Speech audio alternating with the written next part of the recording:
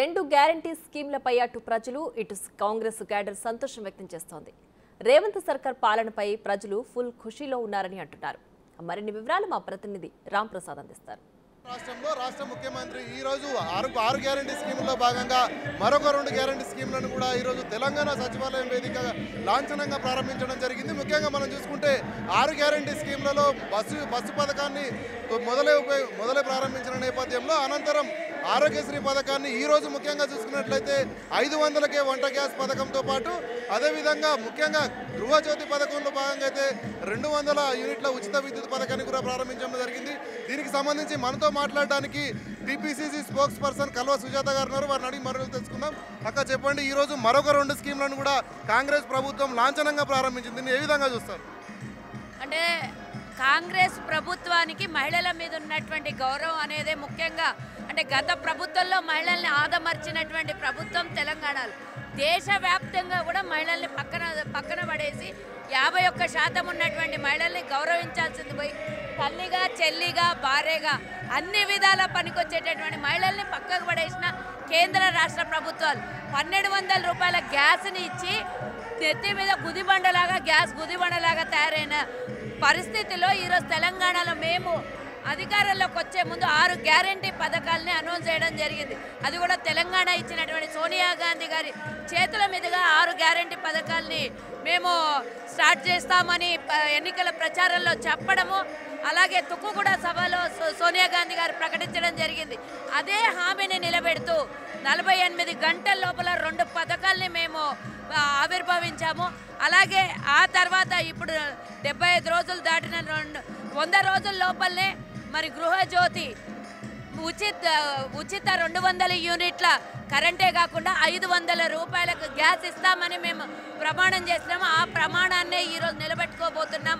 అదే చెవెళ్ళ గతంలో రాజశేఖర్ రెడ్డి గారి హయాంలో చెవెళ్ళ నుంచి అన్ని కార్యక్రమాలు తీసుకునేది. ఈరోజు కూడా మరి గృహజ్యోతి పథకం కింద ఈరోజు చెవెళ్ళ నియోజకవర్గంలో మనం చేస్తున్నటువంటి ఈ కార్యక్రమము మరి ఈరోజు ప్రభుత్వం లాంఛనంగా ప్రకటించిన తర్వాత ఈరోజు ప్రజల పక్షాన మహిళలు ఈరోజు పెద్ద ఎత్తున రాష్ట్రం నలుమూలల నుంచి 33 జిల్లాల నుంచి ఉచిత బస్సు ఇచ్చింది కాంగ్రెస్ పార్టీ. ఆ ఉచిత బస్సులో ఎక్కి ఈరోజు 500 గ్యాస్ 200 యూనిట్ల కరెంటు ఉచితంగా మేము ఇస్తున్నామని ఈరోజు పెద్ద ఎత్తున మీరు బయట రోడ్డు మీద ఎక్కడి నుంచి వచ్చినా కూడా మహిళలు రాష్ట్ర నలుమూలల నుంచి ఉచిత బస్సులో ఎక్కి మేము ఇవ్వబోయేటటువంటి ఈ పథకంలో వాళ్ళు పాలు పంచుకున్నారంటే ఈరోజు అన్ని వర్గాల మహిళలకి కాంగ్రెస్ పార్టీ చేస్తున్నటువంటి మేలు. బస్సు ఉచితంగా మనం చూసినట్లయితే లోక్సభ ఎన్నికల షెడ్యూల్ రానున్న నేపథ్యంలో చేవేలలో సభ పెడతా ఉన్నారు. ఈరోజు అభ్యర్థిని కూడా ప్రకటించే అవకాశం ఉందని తెలుస్తూ ఉంది. చేవేలలో లోక్సభ ఏ విధంగా ఉండబోతోంది ఎన్నిక? అభ్యర్థిని ప్రకటించక ముందే ఈరోజు తెలంగాణ ఇది మన చెవేళ్ళ పార్లమెంట్ గెలుపు ఖాయం అయిపోయిందే అనుకోవాలి. ఎందుకంటే ఈ పార్లమెంటుకు ముఖ్యమంత్రి గారు ఇన్ఛార్జ్, అలాగే మూడు అసెంబ్లీ స్థానాలని కూడా గెలిచినాం మేము ఇక్కడ. ఇంకా ఒక్కటి కేవలం చెవెళ్ళలో ఒక 100-150 ఓట్లతో ఓడిపోయినటువంటి పార్టీ మాది. ఇకపోతే మిగతా నియోజకవర్గాలు చూసుకుంటే ఈరోజు కాంగ్రెస్ వర్సెస్ బీజేపీ ఉంటుంది. బీఆర్ఎస్ అయితే ఖతమైపోయిన పరిస్థితి. బీజేపీకి ఇంకా మిగతా 4 అసెంబ్లీ స్థానాలలో ఉనికి కూడా లేదు. అంటే ఆల్రెడీ ముందే ఎప్పుడో ఈ పార్లమెంటు ఎన్నిక అయిపోయినట్టే మనం భావించాలి. ముఖ్యమంత్రి ఇన్ఛార్జిగా ఉన్నటువంటి 2 పార్లమెంట్లో అత్యధిక మెజార్టీతో మనం గెలవబోతున్నాం. అభ్యర్థి ముఖ్యం కాదు, కాంగ్రెస్ పార్టీ ముఖ్యం ఇక్కడ. రైట్. అదేవిధంగా చూస్తే ఈ 2 పథకాల ప్రారంభం అనంతరం లోక్సభలో ఎన్నికలు జరగనున్నాయి. ఎన్ని సీట్లు సాధించబోతోంది రాష్ట్ర వ్యాప్తంగా కాంగ్రెస్ పార్టీ? 15 టార్గెట్. లోక్సభ మొత్తం అంటున్నారా? తెలంగాణ నుంచా? ఓవరాల్గా గెలుపు మేమేం వాళ్ళలాగా 375 గెలుస్తాం, 400 గెలుస్తాం, ఉన్న 550 సీట్లు మాకే వస్తాయని కాంగ్రెస్ చెప్పదు. కానీ ఈరోజు ఇండియా కూటమి అన్ని రాష్ట్రాలలో ఇండియా కూటమి మొత్తం ఆల్మోస్ట్ సెట్ అయిపోయినాయి. టికెట్ల సర్దుబాటు జరిగింది కాబట్టి మా కూటమి సర్దుబాటు జరిగింది కాబట్టి పూర్తి స్థాయిలో మెజార్టీతో రాహుల్ గాంధీ గారు ప్రధానమంత్రి అవుతారు. కాంగ్రెస్ ప్రభుత్వం కేంద్రంలో కూడా ఏర్పడుతుంది. గల్లీ మేమే, ఢిల్లీ మేలో కూడా మేమే. అంటే రాష్ట్రం నుంచి ఎన్ని సీట్లు ఇవ్వబోతా ఉన్నారు కేంద్రానికి?